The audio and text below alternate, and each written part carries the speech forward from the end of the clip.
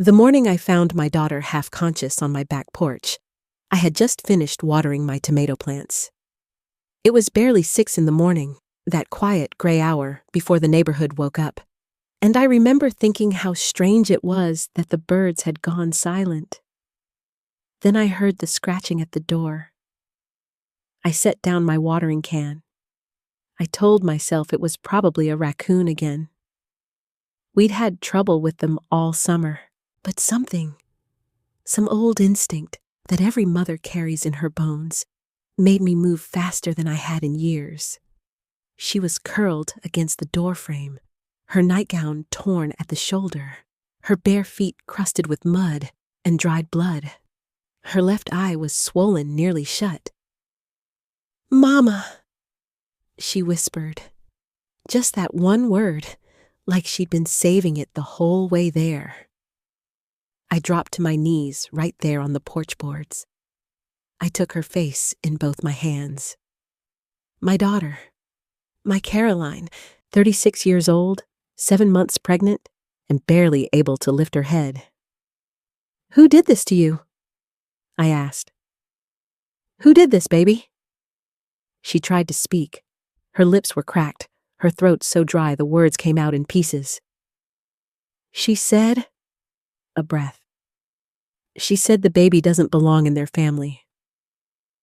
I felt something go cold in my chest. Not panic. Not yet. Something older than panic. Something that had been waiting a long time to be named. "Who said that?" I asked, though some part of me already knew. Caroline closed her eyes. "His mother?" she whispered. "Renata." I need to back up and tell you who my daughter is, because you need to understand what kind of woman they tried to break. Caroline was my second child, born in the middle of a January snowstorm in our little house in rural Tennessee. From the time she could walk, she was stubborn and curious and full of a kind of quiet dignity that I always believed came from my own mother, who had raised 6 children on next to nothing and never once complained. Caroline became a nurse. She worked labor and delivery for 12 years. She had held dying women's hands and guided new life into the world on the same shift, sometimes on the same morning. She was not a woman who broke easily. She met my son-in-law, Preston, at a hospital fundraiser 4 years ago. He was a cardiologist. Handsome in the careful way of men who know they are handsome. He had good manners and a firm handshake, and he told me at their engagement dinner that he would spend his life making Caroline happy. I believed him. I am not sure I should have looked harder at where he came from.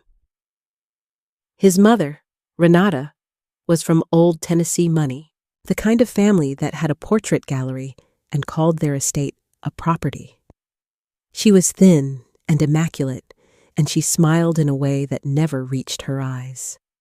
From the beginning, she made it clear, without ever saying it outright, that Caroline was not what she had imagined for her son. She called my daughter sweet in the same tone other women use for simple. She asked questions about my daughter's family, our family, with a politeness that was really just excavation. She was looking for something to confirm what she had already decided. When Caroline announced her pregnancy, Renata smiled her cold smile and said, "How wonderful." Then she called Preston the next day and told him, according to what my daughter later found in his phone, that he needed to think very carefully about the legacy he was building. Caroline never told me about that call. She was trying to keep the peace. She was always trying to keep the peace. That is what women like us do. Women who were raised to be strong, but were also taught that strength means not making trouble. I have spent most of my life knowing that lesson was only half right. I got Caroline inside and laid her on the couch. I called her doctor first, then my son. My son is named Dale. He is 58 years old, and he spent 22 years as a county sheriff's deputy before his knee gave out. He lives 40 minutes from me, and he answers the phone on the first ring at any hour. which is one of the things I am most grateful for in this life. I need you to come, I told him. Don't call Preston. Don't call anyone from that family. Just come. He asked me one question. Is she breathing? Yes. I'm already in the truck, he said. While I waited, I cleaned Caroline's wounds as gently as I could. Antiseptic, gauze, the steady hands that 63 years of living had given me. She told me in fragments what had happened. Preston had been called in for an emergency surgery the night before. Renata had shown up at their house uninvited, which was not unusual. She had a key, which Caroline had asked Preston to take back 3 separate times. Renata had come with a woman Caroline didn't recognize, introduced only as a friend. They had been calm at first, almost gentle. Renata had made tea.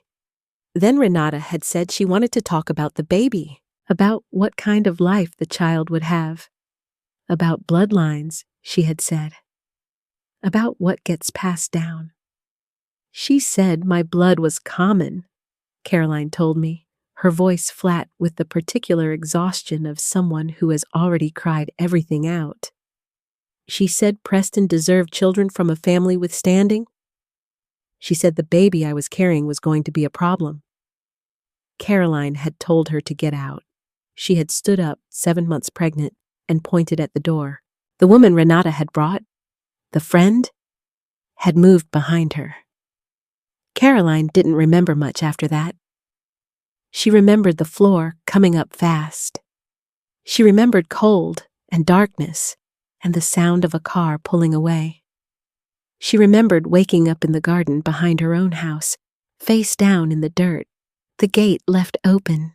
She had walked 2 miles in the dark to reach me.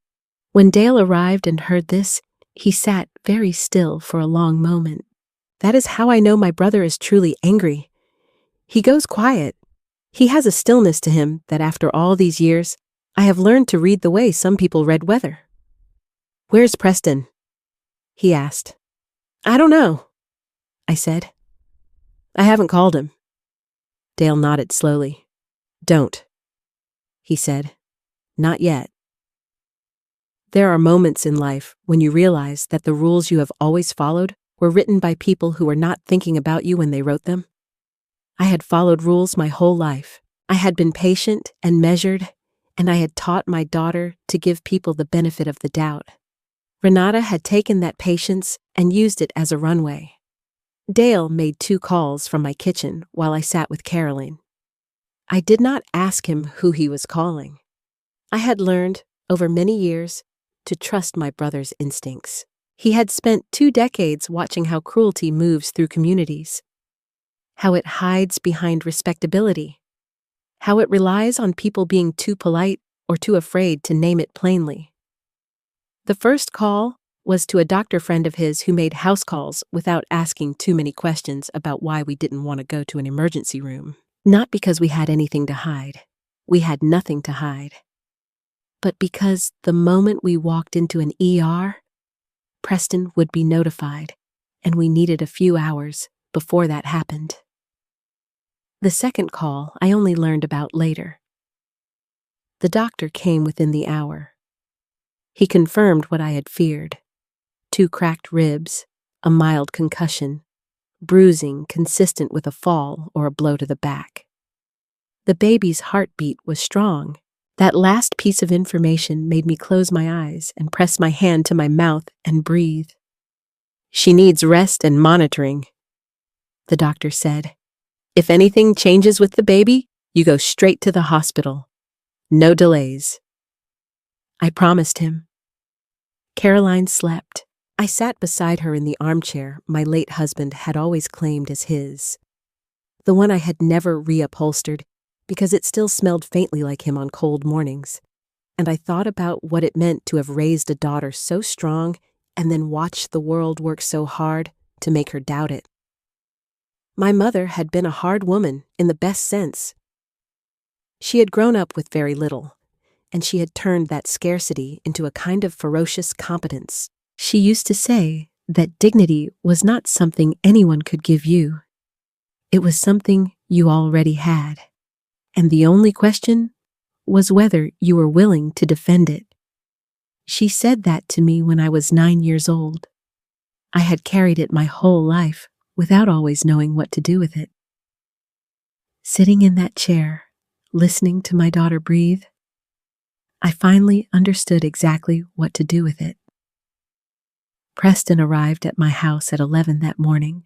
He had heard from a neighbor that Caroline's car was still at their house, but Caroline was not.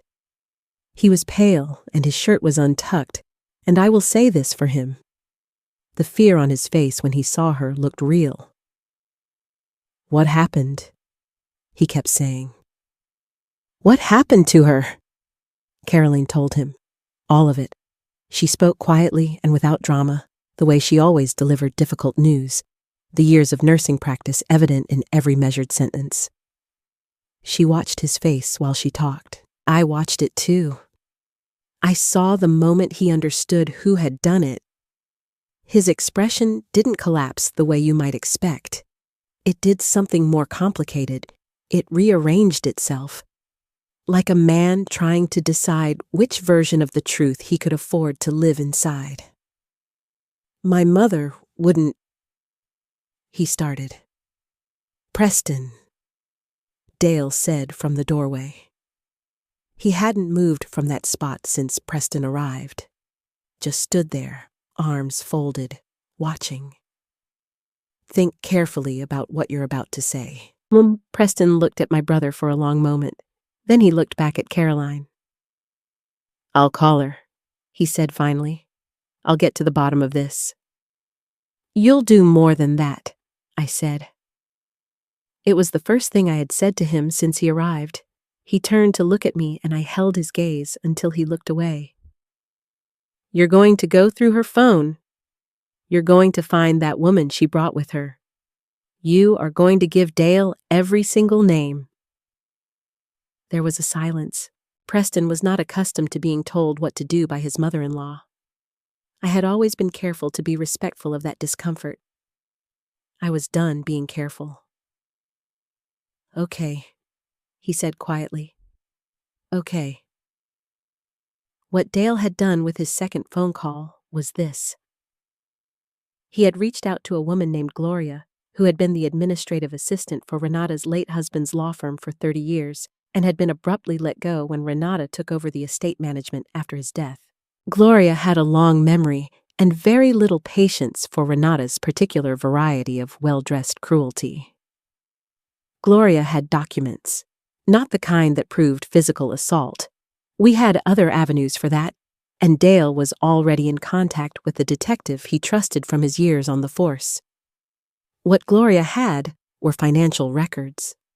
Records showing that Renata had been quietly pressuring Preston for 2 years to update his estate documents. Records showing she had retained a family lawyer 6 months ago to explore whether a child born into the marriage would affect Preston's inheritance from the family trust, depending on the mother's circumstances and standing. Standing. That word again. She had been planning this. Not the violence. I don't think even Renata had planned the violence explicitly. But she had been building a legal architecture designed to make Caroline and her child invisible in Preston's life. The assault, I believe, was what happened when she decided she was running out of time.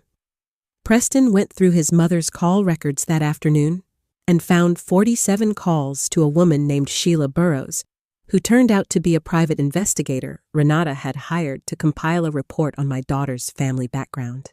The report, which Preston found in his mother's email and could not look at for more than 30 seconds before he had to put the phone down and sit with his head in his hands, described our family in terms that no decent person would use.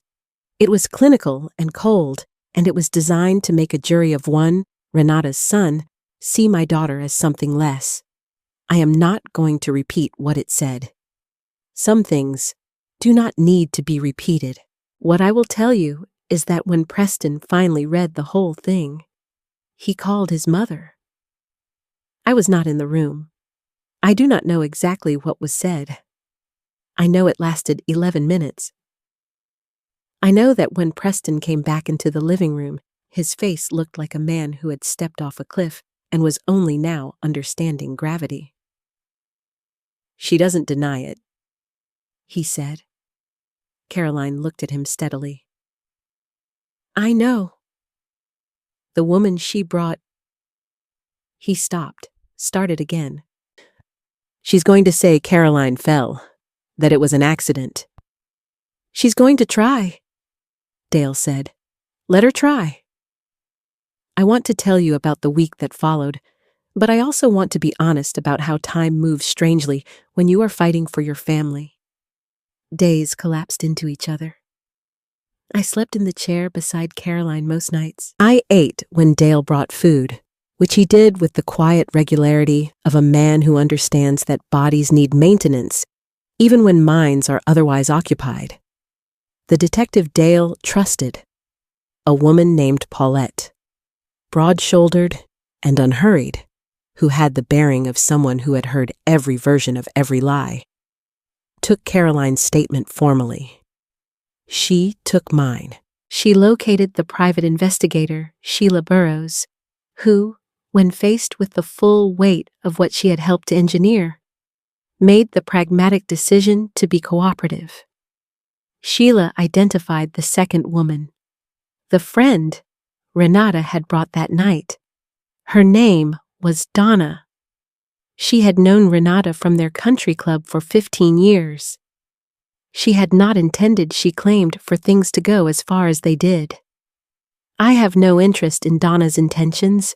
What I have interest in is what happened on a Tuesday morning 3 weeks after my daughter appeared at my door, when Renata was taken into custody at her property, that immaculate house with the portrait gallery, on charges that I will allow the legal system to name properly.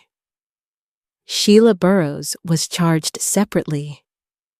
Donna cooperated fully, and I will not speak of her further. I stood in my kitchen when Dale called to tell me. I held the phone and I looked out the window at my tomato plants, which had gotten overgrown in the chaos of the past weeks, the cages listing sideways. "It's done?" I asked. "It started," Dale said. "That is the honest version. The rest takes time." "Okay," I said. "Okay." Preston. I know people will want to know about Preston. Here is what I will say. He is not a villain in this story, and he is not a hero either. He is a man who loved his wife in a way that was real, but who had spent his whole life choosing comfort over clarity when it came to his mother. He had watched Renata be cruel to other people and told himself it was just her way. He had heard things she said about Caroline early in their marriage and excused them as generational, as harmless. He had taken back the key to their house twice and then let her talk him into giving it back. He had not protected his wife the way he should have. He knew this. He did not try to argue otherwise. What he did was hire the best attorney he could find to ensure Renata had no grounds for any claims involving his daughter when she arrived. He began the process of removing Renata as beneficiary from everything she had been named in. He held Caroline's hand through 14 hours of labor on a snowy February morning, and he cried in a way I had not expected from him. Openly, without embarrassment. When the baby's first cry filled the room, they named her Rose. 7 pounds, 4 ounces, a full head of dark hair, and the same stubborn set to her jaw that Caroline had as a newborn, that I recognized immediately and that made me laugh out loud in a way that surprised everyone in the room, including me. I held her and I thought about my mother, about what she used to say about dignity, about bloodlines, the real kind, not the kind Renata had used that word for, with her estate planning and her private investigator and her cold architecture of contempt. The real kind, the kind that is made of what you survive and what you refuse to become, and what you pass down to the next set of hands. Rose opened her eyes. She looked up at me with that ancient, unfocused gaze that newborns have, like they are still deciding whether this world is worth the trouble. "It's worth it," I told her. I am not sure if I was talking to her or to myself, perhaps both. Dale drove me home from the hospital the next morning. We were quiet for most of the ride, the easy quiet of people who have known each other for 60 years and have no need to fill every space with words. The fields along the highway were winter pale, the trees bare against a white sky. "You did good," Dale said when we were almost home. "We did good," I said. He nodded. "Mama would have liked how you handled it."